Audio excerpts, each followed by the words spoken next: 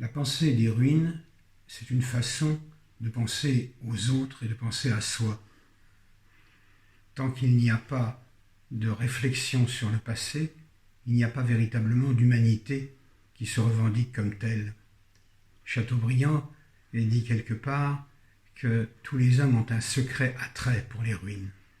Et cet attrait, il touche tous les hommes en tout lieu, comme une nécessité de mémoire. Mais la ruine, ce n'est pas seulement un compromis entre la mémoire et l'oubli. C'est aussi un équilibre entre la nature et la culture. Tout monument de l'homme provient des ressources de la nature, mais il devient un fait de culture parce qu'il est érigé, comme les premiers mégalithes. Et un jour, ce monument retourne à la nature.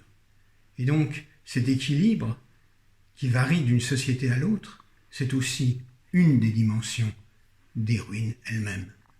Mais au-delà de cela, en considérant les ruines, on est contraint de réfléchir à la façon dont chaque société bricole son rapport au passé.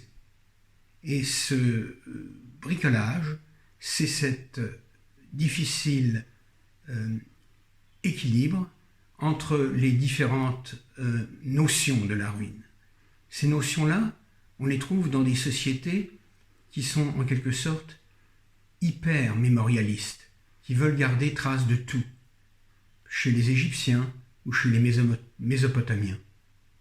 Mais à l'autre bout, les Indiens, par exemple, considèrent que les ruines n'ont pas de légitimité en tant que telles, qu'elles relèvent de quelque chose de plus général.